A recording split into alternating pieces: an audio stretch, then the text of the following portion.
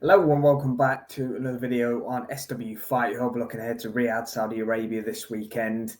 The main event of the evening at heavyweight, Moses Itauma finally gets his big name and his big opponent. He's looked scintillating.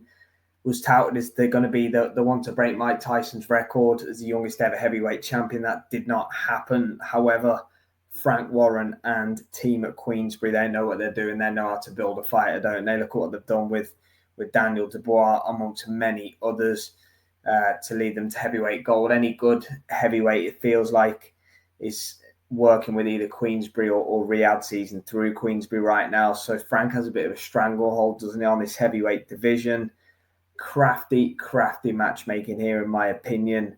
The 12-0, 10 knockouts, Moses Itauma will be facing Dillian Whyte, who is 17 years his senior.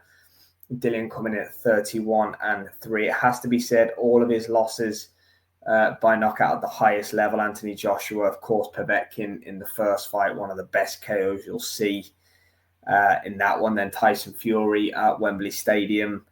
After that, again, susceptible to an uppercut in that one.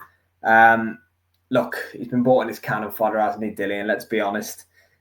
He's looked pretty rough in his last few. Obviously, he was meant to fight AJ a couple of years back. There was a failed test in there somehow. He got his name cleared. I think it was something to do with a supplement from what I read. Then he fought Christian Hammer in Ireland, Ebenezer Tete in Gibraltar, which was a tough watch, wasn't it, if we're being completely honest. Moses, if you want to call it a step up, it is. But Frank has brought Dillian Whyte in for his name value.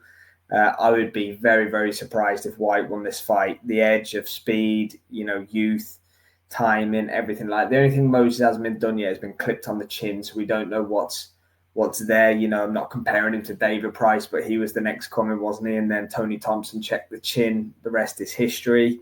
That's the only question mark for me for Moses. But anyone that's respected in the game, any of the coaches, trainers, I know he's got Ben Davison behind him, but anyone else who's seen him up close and personal or written him in to be a unified heavyweight champion. So he's got big pressure on his shoulders. Dillian throws a mean left hook, but I'll be surprised if it gets past the first half of the fight. I really would.